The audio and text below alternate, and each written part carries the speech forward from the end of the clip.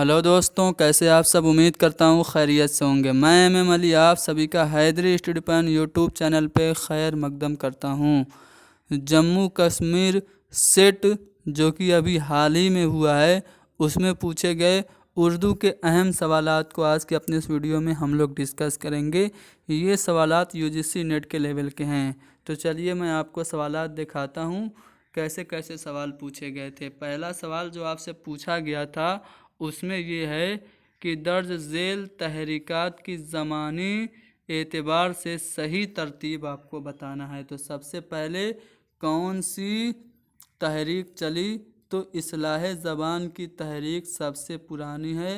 उसके बाद अलीगढ़ तहरीक है, उसके बाद तरक्की पसंद तहरीक, उसके बाद जदीदियत, फिर माबाद जदीदियत। इस्लाह ज़बान की तहरीक सबसे पहले है, उसके बाद रूमानी तहरीक है, फिर अलीगढ़ तहरीक है, उसके बाद तरक्की पसंद तहरीक है, फिर हल्के अरबाब ज़ौक़ है, उसके बाद जदीदियत है।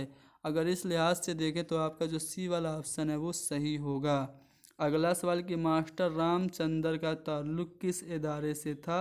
तो मास्टर रामचंद्र ये दिल्ली कॉलेज से वाबस्ता थे, दिल्ली कॉलेज के उस्ताद थे। ठीक है, ये रियाजी के प्रोफेसर थे। अगला सवाल यह है कि देही ज़िंदगी और मुआशरत की तर्जुमानी के ज़िम्न में किस फिक्शन निगार को महारत हासिल है। तो प्रेमचंद एक ऐसे फिक्शन निगार हैं जिन्होंने देहाती ज़िंदगी को अपनी कहानियों का मौजू बनाया। ठीक है, तो इसलिए आपका जो डी वाला ऑप्शन है वो सही जवाब है। अगला सवाल ये है कि झैल में से किस ज़रिए इबलाग के लिए स्क्रिप्ट राइटिंग यानी कि मंजरनामा की इस्तिलाह का इस्तेमाल नहीं होता है। तो देखिए, रेडियो में होता है स्क्रिप्ट राइटिंग, फिल्म में भी होती है, टेलीविज़न में भी होती है, अखबार में स्क्रिप्ट राइटिंग कोई नहीं होती है। तो डी वाला ऑप्शन हमारा सही है। अगला सवाल कि सही जुमले की निशानदही कीजिए। यहाँ पे आप लोग देख सकते हैं कि यहाँ पे कई जुमले दिए हुए हैं, 6 जुमले दिए हुए हैं। अब 6 के 6 जुमलों को हमें पढ़ना है, फिर समझना है कि क्वेश्चन में क्या करना है। देखिए, अगर पहले जुमले की बात करें तो इसमें आपको अब्दुल हलीम शरर का नाम दिख रहा है जो कि नावल निगार हैं। मिर्ज़ा हादी रुसवा का नाम दिख रहा है, ये भी नावल निगार हैं। अब्दुल्ला हुसैन ने उदास नस्लें लिखी, ये भी नावल निगार हैं। यानी कि इस जुमरे में सभी नावल निगार हैं, तो ये तो जुमरा सही है। दूसरे की बात करें तो साद हसन मंटू अफसाना निगार हैं, शौकत सिद्दीकी नावल निगार हैं, और शिबली ये तो नक्काद हैं और इन्होंने कुछ सवानें लिखी। तो ये वाला जो जुमरा है वो आपका गलत हो जाएगा। तीसरे जुमरे की बात करें तो बेदी जो है वो अफसाना निगार हैं, लेकिन कृष्णचंद्र भी अफसाना निगार है, लेकिन मीरा जी ये शायर हैं, इसलिए ये वाला गलत हो गया। ठीक है, अब अगर आप लोग बात करें चौथे जुमरे की तो कलीमुद्दीन अहमद ये नक्काद हैं, सही बात है। आले अहमद सरूर भी नक्काद हैं, वहाब अशरफी भी नक्काद हैं, और हामिद कश्मीरी भी नक्काद हैं। यानी कि ये आपका जो चौथा जुमरा है वो सही है। अब तक कितने जुमरे सही हुए, देखिए 2 गलत 2 सही, पहला और चौथा सही है। पांचवा देखते हैं, प्रेमचंद अफसाना निगार, सुहेल अजीमाबादी अफसाना निगार। ठीक है, आज़म करेवी ये भी अफसाना निगार, सुरेंद्र प्रकाश भी अफसाना निगार हैं। तो ये जो है बिल्कुल सही है अफसाना निगारों के लिहाज से जुमरा। मीर अमन ये दास्तान निगार हैं, रतन नाथ सरसार इन्होंने भी दास्तान लिखी, और रजब अली बेग सरूर तो फसाने अजाब लिखी ही थी। तो इस तरह से अगर आप देखें तो 1, 4, 5 और 6 आपका सही है। 1, 4, 5 और 6 आपको कहाँ पे मिलेगा, 1, 4, 5 और 6 आपको यहाँ पे चौथे वाले ऑप्शन में मिलेगा, यानी कि 5 का ऑप्शन डी आपका सही जवाब है। चलो बताओ, किस नक्काद का ताल्लुक मार्कसी तनकीद से नहीं है। तो यहाँ पे अगर आप लोग देखेंगे तो मोहम्मद हसन का ताल्लुक मार्कसी तनकीद से नहीं है, बाकी सभी लोग मार्कसी तनकीद से वाबस्ता तनकीद निगार हैं। चलो, सिनफी हैसियत के एतबार से सही जोड़ आपको बताना है। तो पहले मैं यहाँ पे आपको लगा देता हूँ निशान, फिर आप सही ऑप्शन चूज कर लीजिएगा। नामदेव जो है ये नामदेव माली, ये खाका है मौलवी अब्दुल हक का, यानी कि डब्लू का होगा आपका 4। आवारा गर्द की डायरी, ये इंशा की क्या है, इंशा की सफ़रनामा है, इंशा का सफ़रनामा है, तो एक्स का 1 हो जाएगा। वकील साहब,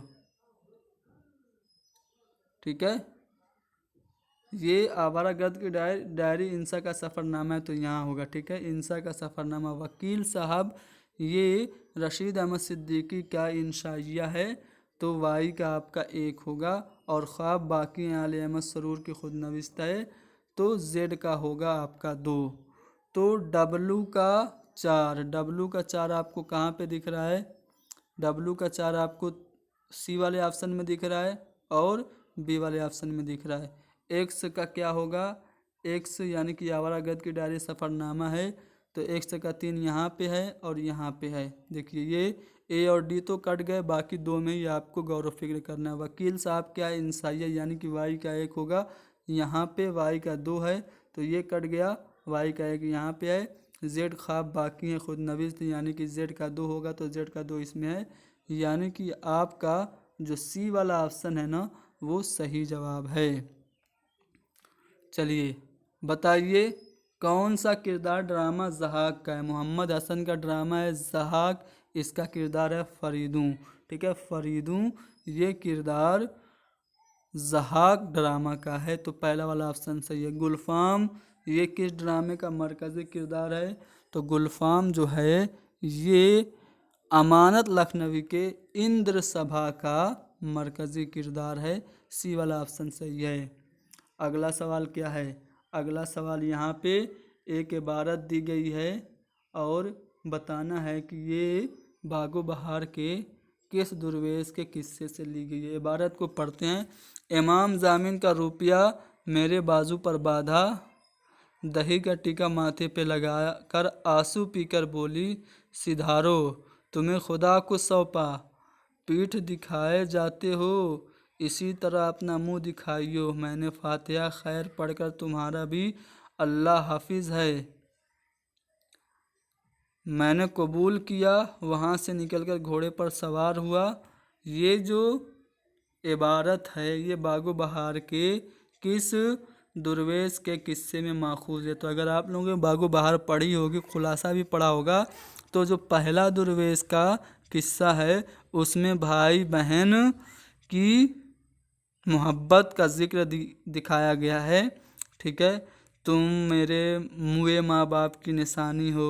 ठीक है, ये सभी जो सेंटेंस हैं आपको वहीं पे देखने को मिलेंगे। तो ये जो इबारत है ये पहले दुर्वेश के किस्से से ली गई है, तो ऑप्शन बी आपका सही जवाब होगा।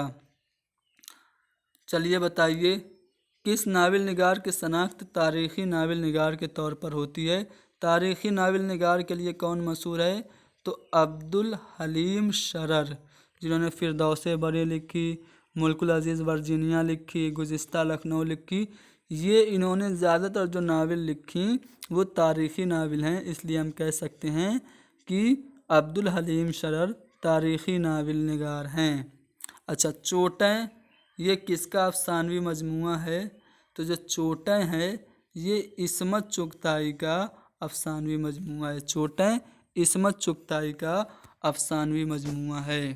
चलो यहाँ पे बताओ कौन सा ड्रामा आज़ादी के बाद लिखा गया? अब देखो ये यहूदी की लड़की जो है ये तो आपका 1921 में लिखा गया। अनारकली ये लिखा गया करीब आज़ादी से पहले अनारकली लिखा गया। ठीक है, इंद्र सभा तो पहला ड्रामा है। आगरा बाज़ार ये लिखा गया 1954 में, हबीब तनवीर ने लिखा, यानी कि आज़ादी के बाद का ड्रामा आगरा बाज़ार है। ठीक है, अनारकली नहीं है, अनारकली नहीं, आगरा बाज़ार आज़ादी से पहले नहीं, आज़ादी के बाद लिखा गया। अनारकली आज़ादी से पहले लिखा गया और 1954 में ड्रामा आगरा बाज़ार हबीब तनवीर ने लिखा। ये ड्रामा नज़ीर अकबराबादी के ज़िंदगी से मुताल्लिक है। चलिए क्वेश्चन नंबर 14 देखते हैं। यहाँ पे एक मिसरा दिया गया है, दूसरा मिसरा यहाँ पे दिया गया है, पहला मिसरा आपको पता करना है। देखिए, आतिश बुलंद दिल की न थी वरना ए कलीम, आतिश बुलंद दिल की न थी वरना ए कलीम, यकशोला बर के खिर मनसद कोह तूर था। ठीक है, तो यहाँ पे ये जो बे वाला ऑप्शन है, बी वाला, वो आपका सही जवाब होगा। ठीक है, ये दूसरा मिसरा दिया हुआ है, इसका पहला मिसरा होगा आतिश बुलंद दिल के न थी वरना ए कलीम। अगर मैं आप लोगों से पूछूं कि इस शेर में कौन सी सनअत है, तो आपका जवाब क्या होगा कमेंट में लिखो। चलो ये देखो, ये थोड़ा सा मुश्किल सवाल है, लेकिन देखेंगे, आराम से हल करेंगे, हल हो जाएगा। देखिए, तहरीफ क्या होती है। तहरीफ जो होती है वो लफ्ज़ को बदल देना, बिलखुसूस नुक्तों की तब्दीली, मसलन तूर को नूर या लुगत, लानत को लुगत लिख देना, ये क्या कहलाती है, तहरीफ कहलाती है। यानी कि डब्लू का आपका 4 होगा। ठीक है, उसके बाद आपका इल्हाक क्या होता है, ये मैं आपको बताता हूँ। डब्लू का 4 यहाँ पे आप लोग ध्यान दीजिएगा। इल्हाक क्या होता है। देखिए, इल्हाक का मतलब होता है किसी शेर या नसरी जुमले के असल मतन में तब्दीली कर देना। तो इल्हाक का दो आमने सामने। तसहीह क्या होता है, तसहीह होता है मतन में अगर कुछ गलत हो गया है तो उसे सही कर दीजिए, तो ये आपका कहलाएगा तसहीह। और तसहीफ क्या होता है, किसी की तख्लीक या मजमूए में किसी दूसरे की तख्लीकात का शामिल करना, ये तसहीफ कहलाता है। तो अगर आप लोग इस तरह से देखें तो आपका जो ऑप्शन सही होगा वो चौथा वाला ऑप्शन इससे मैच करेगा, जो मैंने आपको मिलान किया है। चलिए आगे बढ़ते हैं अगले सवाल पे। अगला सवाल कहाँ गया, ये है अगला सवाल। कहा यह जा रहा है 16वें सवाल में कि जामे जहानुमा उर्दू का पहला अखबार है। क्या ये बात सही है? बिल्कुल सही है, जामे जहानुमा उर्दू का पहला अखबार है। तो पहला बयान तो आपका सही है। अब अगर आप देखें तो दूसरे बयान में कहा जा रहा है कि यह बैक वक्त उर्दू, फारसी और अंग्रेज़ी में शाये होता था।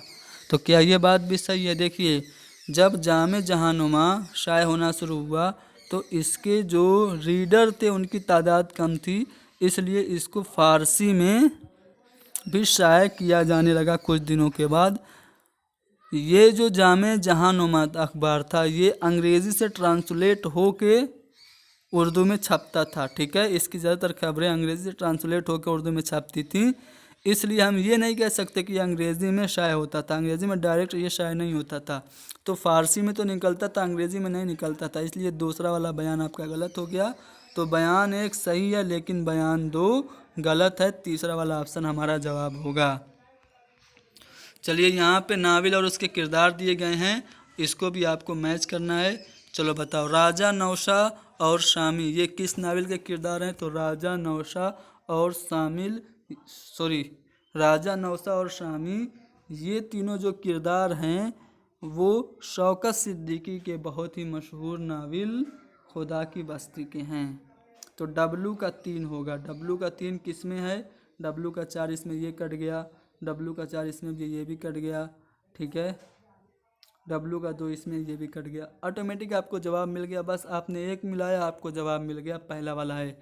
फिर भी मैं सब मिला के दिखा देता हूँ। देखिए, ये जो गौतम, चंपा और तलात है ये किरदार कुरतुलैन हैदर के नाविल आग के दरिया का है। मंगल, चुन्नू और चंदा ये बेदी के नाविल एक चादर मैली सी का किरदार है। ठीक है, अब रोशन आगा, मोहम्मद बेग और नईम ये उदास नस्लें का किरदार है। तो अगर आप इस तरह से देखें तो डब्लू का आपका होगा 4। ठीक है, एक्स का आपका होगा 2, वाई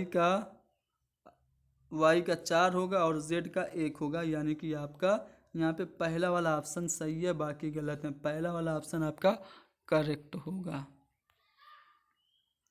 आगे बढ़ते हैं। क्वेश्चन नंबर 18, इसमें ये पूछा जा रहा है कि मसनवी शेरुल बयान जो है मीर हसन की, ये कब लिखी गई, सन तसनीफ़ क्या है? तो 1784-85 में मसनवी शेरुल बयान लिखी गई। तो सी वाला ऑप्शन आपका सही है। वाबस्तगी के लिहाज से दुरुस्त जोड़े की आपको निशानदही करनी है, कौन कहाँ से वाबस्ता था। सबसे पहले मिर्ज़ा अली लुत्फ़ की बात करें तो ये फोर्ट विलियम कॉलेज से वाबस्ता थे, ठीक है। अगर रामचंद्र की बात करें, मास्टर रामचंद्र की, तो ये दिल्ली कॉलेज से वाबस्ता थे। तो डब्लू का 4 देखिए कहाँ कहाँ है। डब्लू का 1 यहाँ पे ये कट गया, डब्लू का 3 यहाँ पे ये भी कट गया, डब्लू का 1 यहाँ पे ये भी कट गया। चौथे वाले में डब्लू का 4 है, ठीक है। तो चौथा वाला चांस है कि जवाब हो। चलिए, मिर्ज़ा अली लुत्फ़ फोर्ट विलियम कॉलेज से वाबस्ता थे, यानी डब्लू का 4 हो गया। शिबली नोमानी दारुल मुसन्निफ़ीन से वाबस्ता थे, यानी कि एक्स का 3 हो गया।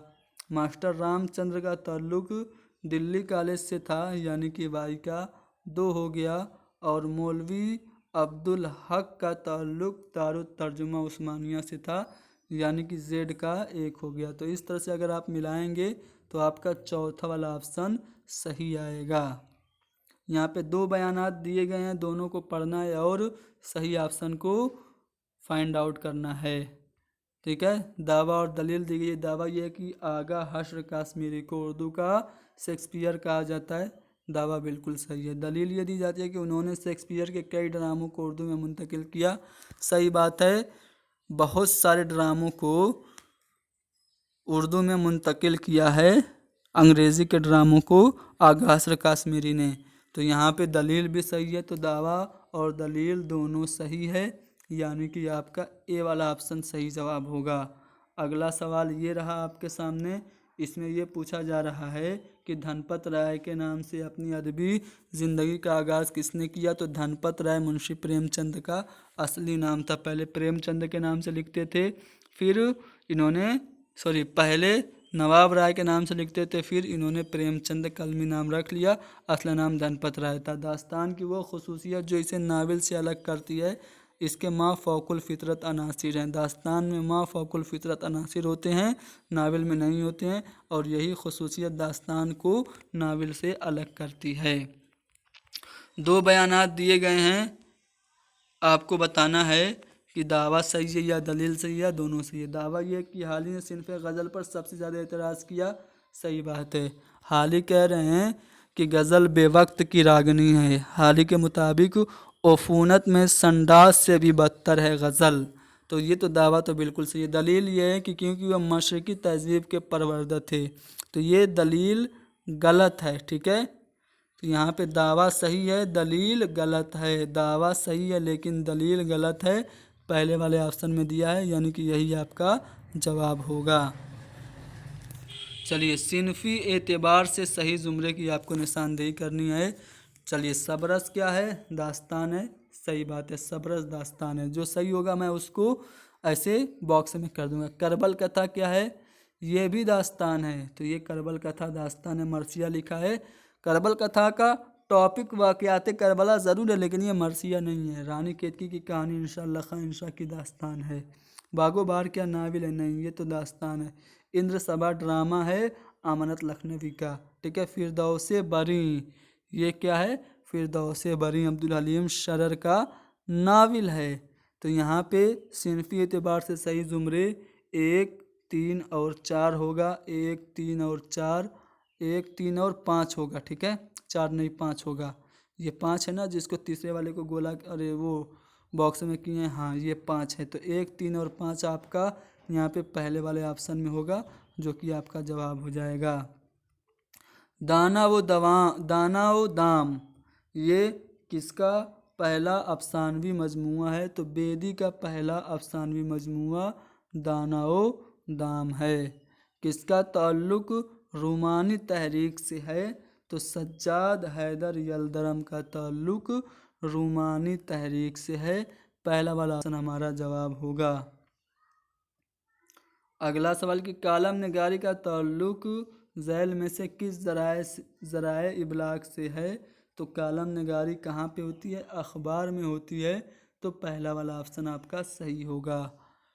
इस सवाल का जवाब आप सभी लोगों को कमेंट में बताना है कि किसका ताल्लुक ज़राए अबलाग से है, इदारिया निगारी या फिर सवाने निगारी या फिर आपका सफ़रनामा या फिर दीबाचा निगारी। इसका जवाब आप सभी लोगों को कमेंट में लिखना है। क्वेश्चन नंबर 28 का अगला सवाल ये है कि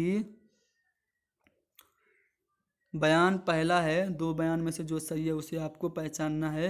बयान पहला ये है कि हिंद आर्याई ख़ानदान किसी दूसरी ज़बान की शाखा नहीं है। तो हिंद आर्याई ज़बान ये हिंद यूरोपीय ख़ानदान से इसका ताल्लुक़ है, यानी कि ये शाख है। और उर्दू हिंद आर्याई ख़ानदान से निकली, ये बात बिल्कुल सही है। तो बयान एक गलत, बयान दो सही, यानी कि आपका सी वाला ऑप्शन जो है वो बिल्कुल करेक्ट होगा। ठीक है, आगे तीसरा सवाल, किसका ताल्लुक़ तरक्की पसंद तहरीक से नहीं है? जोश या फिर मखदूम या फिर मोइन एहसन जज्बी। तो इन तीनों का ताल्लुक़ तो तरक्की पसंद तहरीक से है। मीरा जी का ताल्लुक़ हल्का अरबाब ज़ौक़ से है। ठीक है, तो यहाँ पे डी वाला ऑप्शन आपका सही होगा। तो ये जो सवालात जम्मू कश्मीर के सेट इम्तिहान में पूछे गए थे मैंने आज हल कराए। और भी बहुत सारे सवालात हैं जिनको मैं बारी बारी से हल कराऊंगा। उम्मीद करता हूं कि वीडियो आपको पसंद आई होगी। पसंद आई है तो लाइक कीजिए, शेयर कीजिए, हैदरी स्टडी पॉइंट को ज़रूर सब्सक्राइब कीजिए। Thank you very much.